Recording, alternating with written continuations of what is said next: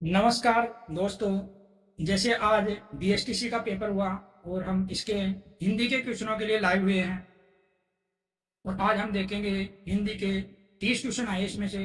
और ये 30 के 30 क्वेश्चन अपने जो कामता प्रसाद गुरु और जो अपनी एनसीईआरटी किताब है उससे आए हैं और इसका भी प्रूफ अपने पास है। और एक दो क्वेश्चन में जिसमें संशय है वो भी मैं आप लोगों को बता दूंगा। और अगर अपनी पूरी क्लासेज हो जाती तो मैं इनको क्वेश्चन को फोटो, अपने नोट्स की फोटो और क्वेश्चन की फोटो दोनों डाल के आप लोगों को सोल्व कराता। लेकिन अभी अपनी 2-3 क्लासेज हुई है तो इसलिए मैं सीधा इसका आंसर बताने जा रहा हूँ।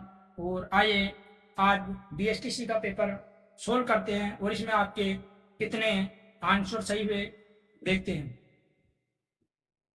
आज के पेपर में क्वेश्चन बहुत बढ़िया थे लेकिन सभी टॉपिक से क्वेश्चन नहीं ले गए। हिंदी के, विशेषकर मैं हिंदी की बात कर रहा हूँ और हिंदी में सभी टॉपिकों से क्वेश्चन नहीं ले गए। इसीलिए मैं वर्ण के टॉपिक से कम ही क्वेश्चन पढ़ा रहा था क्योंकि वर्ण से ज्यादातर क्वेश्चन नहीं पूछा जाता। ज्यादा क्वेश्चन समास, संधि, वाक्य, अशुद्धि इनसे पूछे जाते हैं। तो बिना देरी करते हुए सबसे सटीक, जैसा कि आपने थंबनेल देखा, सबसे पहले जो क्या बहुत सारों ने करा दिया, ज्यादा टफ तो नहीं था लेकिन फिर भी सबसे सटीक आंसर की विद प्रूफ। आपको अगर किसी क्वेश्चन में डाउट लगे तो आप आराम से इसके नीचे कमेंट करना कि इस क्वेश्चन में डाउट है। मैं आपको पर्सनली उस क्वेश्चन का आंसर और कामता प्रसाद गुरु और एनसीईआरटी से स्क्रीनशॉट विद पेज नंबर भेज के आपको प्रूफ दूंगा। इसी के साथ आगे बढ़ते हैं पहले क्वेश्चन की ओर। और आज का अपना पहला क्वेश्चन है, चलिए पहले क्वेश्चन की ओर भागते हैं। सीधा मैंने इस पेपर से इसकी कटिंग लगाई है क्योंकि टाइम नहीं था ज़्यादा और अभी कहीं गांव गया हुआ था, थोड़ा लेट हो गया, नहीं तो विद पेपर होते ही आपको इसका सॉल्यूशन कराता। पहला क्वेश्चन है बिना देरी के हुए कि निम्न में से किस विकल्प में सभी शब्द परस्पर पर्यायवाची नहीं है। तो इसका जो आंसर, सही आंसर है वो आंसर है इसका डी। क्यों नहीं है वो भी मैं बताते चल रहा हूँ सीधा। देखो इसमें है वाइस, कोकिल और कंतुल। कंतुल केस का पर्यायवाची है और कोकिल आपको पता अपनी कोकिल का है, लेकिन कंतुल किसका है, केस का पर्यायवाची है। दूसरा क्वेश्चन है निम्न में से शाक्त का उपासक के लिए उपयुक्त शब्द है। तो शक्ति का जो उपासक है, शक्ति का जो उपासक है उसके लिए उपयुक्त शब्द आता है वो तो सीधा सा है और इसका ऑप्शन है, वो ऑप्शन है इसका शाक्त यानी डी। शक्ति के उपासक को शाक्त कहते हैं और शिव के उपासक को शिव कहते हैं। विष्णु के उपासक को वैष्णव कहते हैं और जो भक्त तो पता है सभी के उपासक को भगवान की भक्ति करते हैं भक्त कहते हैं। अगला क्वेश्चन अपना लोकोपयोग में निम्न में से कौन सी संधि है। सीधा सा आंसर है और शायद सभी को आता होगा आप लोगों को। तो इसमें है गुण संधि। गुण संधि है, कैसे है देखो, इसमें है लोक प्लस उपयोग। तो क का ए प्लस ये उ, ये मिलके सॉरी ये हो गया उ और ये मिलके हो गया ओ। और हमें पता है कि गुण संधि में ए ओ अर बनता है, इसलिए इसका राइट आंसर हुआ लोकोपयोग का गुण संधि। निम्न में से भाववाचक तद्धित प्रत्यय से बना शब्द है। बहुत बढ़िया क्वेश्चन है और ये एनसीईआरटी से उठाया गया क्वेश्चन है जो एनसीईआरटी अपनी वर्तमान में चल रही है रचना प्रबोध से है। और इसका जो आंसर है वो आंसर है बूढ़ोती। क्योंकि अब आप सोचेंगे क्योंकि ये सभी है तो तद्धित प्रत्यय ही, ये सभी तद्धित प्रत्यय है ऑप्शन में, लेकिन ये भाववाचक पूछ रहा है और इनके मैं एक एक आंसर बताता हूँ आपको कि कौन से में कौन सा प्रत्यय है। तो वो है कि अपना जो लुहार है, लुहार इसमें आर प्रत्यय जुड़ा हुआ है और ये कर्त प्रत्यय है। कर्त मतलब कर्तृवाचक तद्धित प्रत्यय है तो तद्धित प्रत्यय ही, लेकिन भाववाचक न होकर के ये कर्तृवाचक है क्योंकि ये कर्ता तद्धित प्रत्यय है जो शब्दों के साथ जुड़ते हैं, आप लोगों को पता है। और ये लोहार जो आर प्रत्यय जुड़ करके लोहार से लोहार बना रहा है तो ये कर्तावाचक शब्द बना रहा है न कि भाववाचक बना रहा है। जो शौकीन है, शौकीन में शोक में इन प्रत्यय जुड़ा है, ये इन प्रत्यय भी है तो तद्धित ही क्योंकि शोक शब्द के साथ जुड़ा हुआ है। तद्धित प्रत्यय शब्दों के साथ जुड़ता है, शब्दों में संज्ञा सर्वनाम और विशेषण वगैरह आते हैं। ये शौकीन है, ये गुणवाचक है, ये उसके गुण बता रहा है तो गुणवाचक तद्धित प्रत्यय है। पहला कर्तृवाचक तद्धित प्रत्यय है और जो लकड़हारा है ये भी कर्तृवाचक तद्धित प्रत्यय है। और ऑप्शन 4 बता है बूढ़ोती जो अपना भाववाचक तद्धित प्रत्यय है। इसी के साथ अपने अगले क्वेश्चन की ओर चलते हैं। क्वेश्चन नंबर 175, डायरेक्ट पेपर से कठिन है ये। तो 175 में है, निम्न में से कौन सा वाक्य शुद्ध है? तो इसमें है भाषा के मानकीकरण के लिए व्याकरण जरूरी है। ये क्वेश्चन बहुत जगह आया हुआ भी है। और ये है निम्न में से फारसी उपसर्ग से बना शब्द नहीं। और ये जो 175 है ये एनसीईआरटी से लिया गया क्वेश्चन है। निम्न में से फारसी उपसर्ग से बना शब्द नहीं है, तो ये तो शायद सबको आता होगा, सीधा सा है। ऑप्शन पढ़ने से ही पता चल गया कि फारसी शब्द कौन सा नहीं है। दूराचारी, क्योंकि फारसी उपसर्ग है। गैर, कुछ, नाकाबिल, बद है, हम है, गैर एन नेक है, बा है, बदल है, और भी बहुत सारे हैं। जब मैं उपसर्ग पढ़ाऊंगा तो एक लाइन में हिंदी के उपसर्ग ट्रिक से, एक लाइन में संस्कृत वाले जिसे हम तत्सम तद्भव बोलते हैं, और एक में आपके फारसी भाषा के यानी विदेशी है। तो उपसर्ग तो विदेशी है, विदेशी में भी अलग अलग फारसी से लिए कुछ अंग्रेजी के हैं। ऐसे करके मैं आपको अलग अलग पढ़ाऊंगा एक लाइन में। अभी तक आपको 22 यानी 66 उपसर्ग याद नहीं हुए होंगे। 90% बच्चों को याद नहीं होंगे। लेकिन जिस दिन मैं उपसर्ग का टॉपिक पढ़ाऊंगा, एमसीक्यू में बता दूंगा वो तीनों ट्रिक है, उसके बाद में आप लोग जिंदगी में कभी उपसर्ग नहीं भूलोगे कि उपसर्ग कौन सी है, और कौन सा उपसर्ग फारसी है, कौन सा हिंदी का है, कौन सा संस्कृत का है, कौन सा विदेशी भाषा का, सब कुछ आ जाएगा उसमें। अगला क्वेश्चन है, निम्न में से बिछोना शब्द में कौन सा पढ़ते हैं? अब ये तो सीधा सा है, बिछोना, ओना, बिछाना में ओना प्रत्यय जुड़ा है, बिछाना है शब्द, उसमें ओना प्रत्यय जुड़ गया, तो इसमें आ गया आपका ओना। निम्न में अशुद्ध शब्द है, ये क्वेश्चन है, ये डिलीट होने के लायक क्वेश्चन है। फिर भी मैं तो प्रूफ के साथ बता सकता हूँ। फिर देखो बोर्ड क्या मानता है। आपकी बार वर्धमान कोटा ने लिया है, लेकिन इसका 100% लिख के ले लो। अगर आप लोग रिट लगाओगे तो ये क्वेश्चन डिलीट होगा। ये पूछ रहा है अशुद्ध शब्द है, और एनसीईआरटी के अनुसार अशुद्ध शब्द सुश्रूषा भी है और अंतर्धान भी है। क्योंकि अंतर्धान का इस ऑप्शन, अंतर्धान का तो ऐसे लिखा जाता है बच्चों, अंतर्ध्यान कोई शब्द ही नहीं होता, अंतर्धान होता है। और सुश्रूषा ऐसे लिखी जाती है। तो ये शुद्ध शब्द है दोनों। अब आप देख सकते हो इसमें 100% आप लोग रिट लगाना, शायद इसमें पहली बार ऑप्शन अंतर्धान आएगा या फिर सुश्रूषा भी आ सकता है, लेकिन आप लोग रिट लगाना। इसका प्रूफ मैं आपको विथ पेज नंबर किताब ऑथेंटिक के साथ भेज दूंगा जब इसकी आंसर की आ जाएगी। तो अगले क्वेश्चन की ओर चलते हैं, और अगला क्वेश्चन अपना 179। इसमें है छछूंदर के सिर में चमेली का तेल, कहावत का निम्न में से अर्थ है? तो अपनी हैसियत से अधिक शेखी बगाड़ना, रुख देख करके बर्ताव करना, विचारों के अनुसार फल मिलता है, या अयोग्य व्यक्ति को कीमत यानी अछूत मिल जाना। तो इसमें आप लोगों ने ऑप्शन देखते ही 2 ऑप्शन तो आपने सीधे काट दिए कि ये और ये तो हो गए नहीं, मतलब ये बी और सी तो होगा ही नहीं। अब आप लोगों को दिक्कत आई होगी ए और डी में, क्योंकि मैंने भी देखा, तो 2 बार पढ़ने के बाद में समझ में आया कि इसमें क्या होगा। तो देखो सीधा सा एक फिल्म देखी होगी आप लोगों ने गोविंदा की, उसमें आता है छछूंदर के वो कहाँ राजा भोज कहाँ गंगू तेली, कि कहाँ पर राजा भोज की हैसियत है और कहाँ पर गंगू तेली की हैसियत है। तो यही है कि अपनी हैसियत से अधिक शेखी बगाड़ना, ये होता है छछूंदर के सिर में चमेली का तेल। अगला है 180, निम्न में से संयुक्त वाक्य का उदाहरण है, सीधा है। जिंदगी में वाक्य आप लोग गलत करते होंगे। जिस दिन वाक्य का आपका एमसीक्यू बेस होगा, उस दिन तीनों वाक्य की, सरल वाक्य, मिश्र वाक्य और संयुक्त वाक्य की ऐसे शब्द और ऐसी ट्रिक बताऊंगा कि उसके बाद में जैसे मेरे आज तक कोई क्वेश्चन गलत नहीं हुए, वैसे आप लोगों को नहीं होंगे। यही है कि आप लोग देखते रहे लगातार क्वेश्चन को। जैसे अपना व्याकरण की एमसीक्यू बेस्ड टॉपिक समाप्त होते हैं, वैसे ही हम लोग, जैसा होता है वैसे ही व्हाइट बोर्ड पर कि डिजिटल बोर्ड पर जैसा मन से जैसी सुविधा मिलती है उनके अनुसार 100% आप लोगों को मैं थ्योरी बेस्ड कामता प्रसाद गुरु शब्दानुशासन जो किशोरीदास वाजपेयी की है, और डॉक्टर भोलानाथ तिवारी एनसीईआरटी, इन चारों का ऐसा कॉम्बिनेशन बिठा के दूंगा कि आप लोग भी याद करोगे। कहीं नहीं जो यही मिलेगा, ऐसे मानो जरा हट के पढ़ेंगी।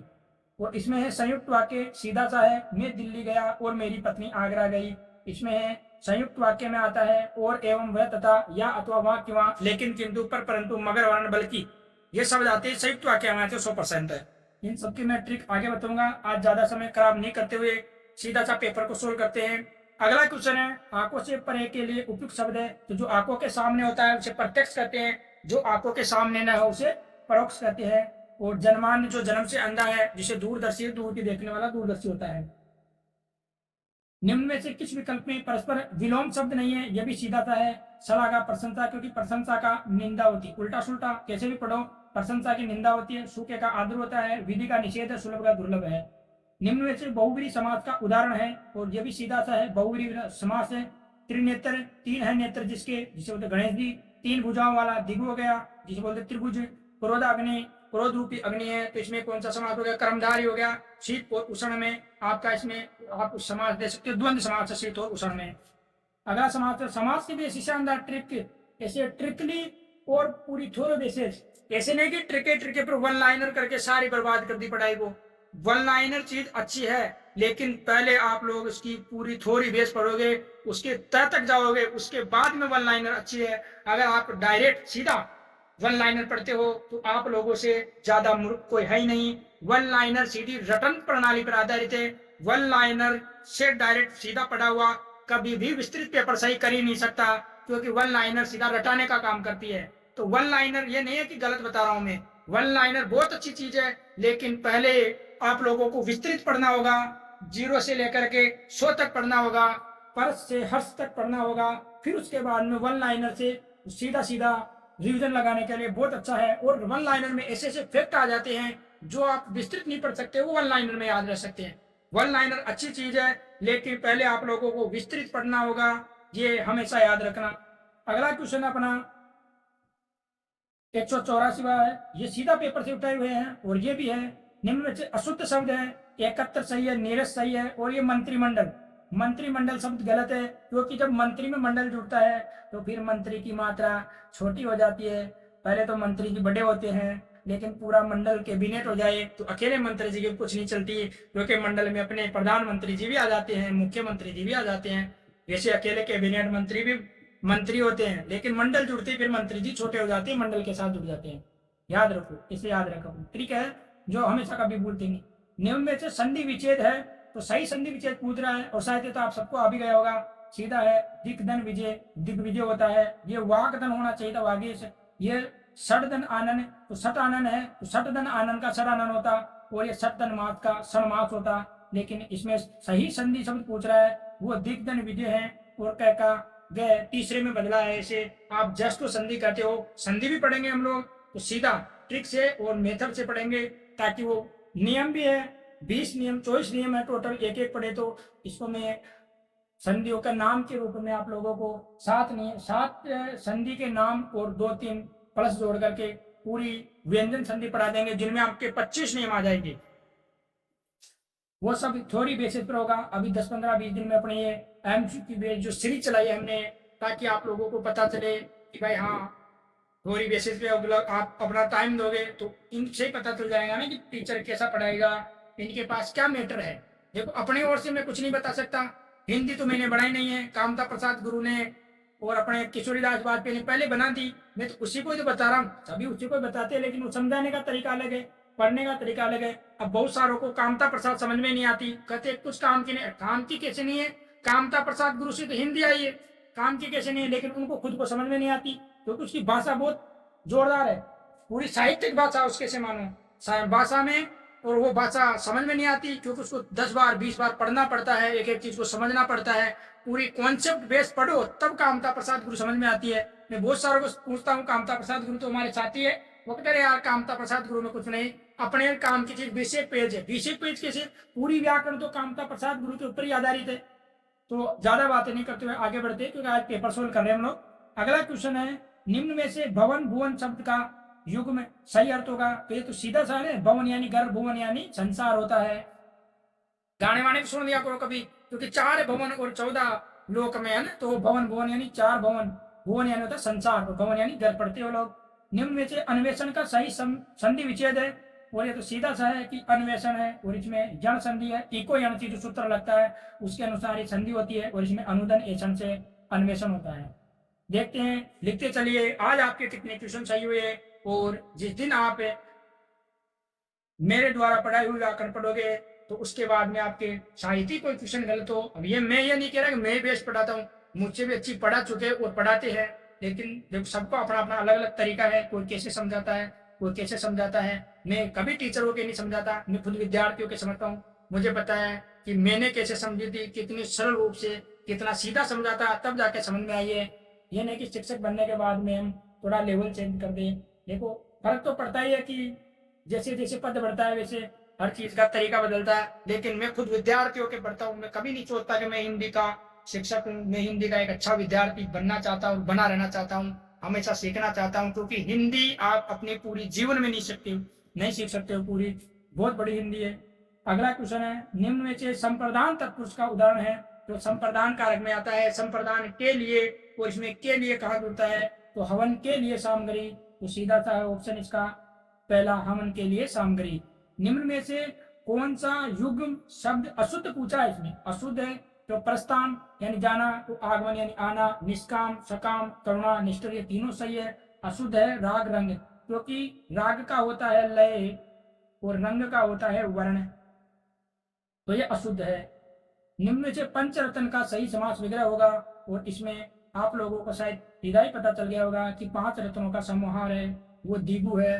कभी कभी ये भी कहते हैं कि अगर बहुव्रीहि ऑप्शन में हो तो बहुव्रीहि को प्रथम वरीयता दी जाती है, लेकिन ये तो पॉपुलर समास है जो आपकी एनसीईआरटी, कामता प्रसाद गुरु, भोलानाथ तिवारी, यहाँ तक कि पुराने पेपर में भी बहुत सारा आया हुआ है 5 रत्नों का समाहार दीगु होता है। निम्न में से स्व उपसर्ग युक्त शब्द है, तो ये तो सीधा सा है स्व, तो इसमें आएगा स्वकर्म, क्योंकि सु आगत स्वेच्छा और स्वपन मूल शब्द होता है, तो स्वकर्म इसमें होगा। अगला क्वेश्चन अपना, और अगला क्वेश्चन है सीधा सा है कि निम्न में से शुद्ध शब्द है, शुद्ध पूछना है, तो मृदंग होता नहीं मृदंग होता है। उज्ज्वल में दोनों आधे आते हैं, अति उक्ति नहीं होता, अति युक्ति होता है। और निरोग है, यहाँ पर क्या है, डी ऑप्शन सही है, निरोग, वो निरोग, क्योंकि आप लोगों ने संधि पढ़ी होगी, तो इसमें व्यंजन संधि में तो हम पढ़ते हैं निर प्लस रोग होता है जो निरोग हो जाता है, और इधर निह प्लस रोग होता है वो निरोग हो जाता है। तो अगला क्वेश्चन अपना, निम्न में से शुद्ध शब्द है, तो वो है शुद्ध शब्द है इसमें अपना निरोग। व्यंजन संधि पढ़ी होगी आप लोगों ने, तो निर प्लस रोग होता है और एक निहतन रोग होता है। तो ये विसर्ग में पढ़ते हैं, ये व्यंजन में पढ़ते हैं, इसका नि हो जाता है, विसर्ग का लोप हो जाता है, इसमें नि हो जाता है और इसका लोप हो जाता है। अगला क्वेश्चन अपना, जंगल में लगने वाली आग को कहते हैं दावानल, इसमें मृदंग होता है सही शब्द, इसमें उज्ज्वल आदर जब होते हैं अतियुक्ति होता है। निम्न में से अब्ज अब्द युगम शब्द का सही अर्थ है, अब्ज यानी होता है जय यानी जन्म, कमल जो जन्म पानी में जन्म लेता है, दय यानी देने वाला, तो पानी को जो देता है वो बादल है, तो 194 में पहला ऑप्शन सही है। बुद्धिहीन होने पर भी धनवान के लिए उपयुक्त शब्द है, बहुत बढ़िया क्वेश्चन है, और ये क्वेश्चन 99% है कि पहली बार आया है इस तरह। इसके समानार्थी शब्द तो आ गया, समानार्थी रूप में प्रश्न बन के तो आ गया, लेकिन नया ही शब्द मानो, नया ही क्वेश्चन है ऐसे मानो, क्योंकि ये सेम ऐसा का ऐसा तो आपकी एनसीईआरटी में नहीं मिलता। और इसका जो ऑप्शन है आंख के अंधे गांठ के पूरे हैं, आंख के अंधे गांठ के पूरे इसका सही आंसर है। 194 का आंसर क्या है, आंख के अंधे और गांठ के पूरे, इसमें यानी क्या आएगा 194 में, तो 94 में आएगा बच्चों ना 95, सॉरी 95 में आएगा आंख का अंधा और गांठ का पूरा, यानी जो धनवान मूर्ख व्यक्ति होता है, बुद्धियान यानी जो मूर्ख है उसके पास भी धन है, धनवान मूर्ख को बोलते हैं आंख के अंधे गांठ के पूरे। आंधे के आम होना सस्ती चीजें हैं, अटका बनिया देवदार, जब मुसीबत पड़ता है उधार देना पड़ता है, ऊंची दुकान फीका पकवान, दिखावे की वो जो वस्तु है वो है। और 196 इसमें है अमीय शब्द का अर्थ है, मतलब पर्यायवाची पूछा है, वो अमीय का सीधा सा है सुधा, अमृत, अमीय, ये अमीय का पर्यायवाची होता है। इसी में अपने लास्ट स्लाइड और लास्ट क्वेश्चनों की ओर बढ़ते हैं, और ये आज अपने बीएसटीसी के लास्ट क्वेश्चन है ये, निम्न में से अन उपसर्ग से बना शब्द नहीं पूछा है। आप लोगों को पेपर करते समय फिर मैं एक बार बोल रहा हूँ कि ट्यूशन कम कर आओ, एक आधा छोड़ आओ, लेकिन ट्यूशन को सही पढ़ो, पीछे नहीं पूछा है कि है पूछा है, बस सबसे बड़ी बात यही है। अन उपसर्ग से बना शब्द नहीं है, तो इसमें क्या आएगा, देखो अन इच्छुक अनिच्छुक हो जाएगा, अनुधन दान अनुदान अनधन आप अंधन अन्य, इसमें क्या होगा 197 में आंसर होगा आपका अनुदान, क्योंकि अन उपसर्ग से नहीं बना, ये तो अंधन अन्य अनन्य हो गया, अंधन आप अनाप्त हो गया, अंधन इच्छुक अनिच्छुक हो गया, लेकिन अन तन उदान को शब्द नहीं होता, दान और अनु मिलकर के बना ये अनुदान हो गया। निम्न में से बादल शब्द का पर्यायवाची नहीं है, ये तो सीधा सा है, देखो नहीं पूछा है इसमें, तो जलजात है, क्योंकि मेघ बादल को कहते हैं वारिद, वारी वारिद यानी देने वाला है, और नीर पानी के पर्यायवाची पढ़ लो, आप लोग पढ़ते हो, और जलद है जो जल को देने वाला है वो बादल है, लेकिन जल में जन्म लेने वाला कमल होता है, कमल, ये कमल का पर्यायवाची हो सकता है। निम्न में से तीव्र शब्द का विलोम शब्द है, तो तीव्र यानी जल्दी, तो मंद यानी धीरे हो जाएगा। वर्षा होती तो अनाज पैदा होता, निम्न में से कौन सा वाक्य है, और आज का बहुत बढ़िया है, शर्त या संकेत बोधक, या इसे ही आप लोग शर्त बोधक भी कह सकती हो, संकेत वाचक या शर्त बोधक भी इसे कहते हैं, शर्त बोधक। क्यों पढ़ता तो पास हो जाता, जल्दी जाते तो गाड़ी मिल जाती, तुम पढ़ मेहनत करोगे तो सफल हो जाओगे, आप लोग लगातार मेहनत करोगे तो नौकरी अवश्य लगेगी इसे मानो। और आज का अपना सेशन यही समाप्त करते हैं। बहुत बहुत बधाई आप लोगों को। आशा करता हूं कि आप लोगों का बीएसटीसी का पेपर बहुत अच्छा गया है, और जिन भाई बहनों का अच्छा नहीं गया हो वो लगातार मेहनत करें। कोई भी एग्जाम फाइट करने के लिए कंटिन्यूटी जरूरी है। जो सीधी सी बात बोलते हैं ना, जो मेहनत करता है लगातार, या जो अपनी तैयारी को रखेगा लगातार, उसे परीक्षा नहीं देनी पड़ेगी बार बार, इसलिए कंटिन्यूटी जरूरी है। कोई सोशल सामाजिक कार्यक्रम, समाज परिवार कोई किसी के काम नहीं आता। वैसे जिस दिन आप सक्सेस हो जाओगे उस दिन न जाने कहाँ से नए रिश्ते और नए जान पहचान हर चीज मिल जाएगी। जितनी भी आपकी गलतियां हैं, कमियां हैं, वो उस दिन जो उस पीडीएफ में आपके रोल नंबर होंगे, वो सारी गलतियों को, सारी गिलवासिकों को, सबको मिटा दे। इसी के साथ आज का सेशन समाप्त करते हैं। हताश और निराश न हो, पढ़ते रहिए, बढ़ते रहिए। ईश्वर से और सरस्वती माँ से आशा करता हूँ कि मेरे छोटे भाई बहन सभी हमेशा ऐसे आगे बढ़ते रहे। और धन्यवाद। आपका चैनल है, इसे ज़्यादा से ज़्यादा लोगों के पास पहुँचाइए। इसी के साथ आज का सेशन समाप्त करते हैं। माँ सरस्वती के चरणों में नमन करते हैं।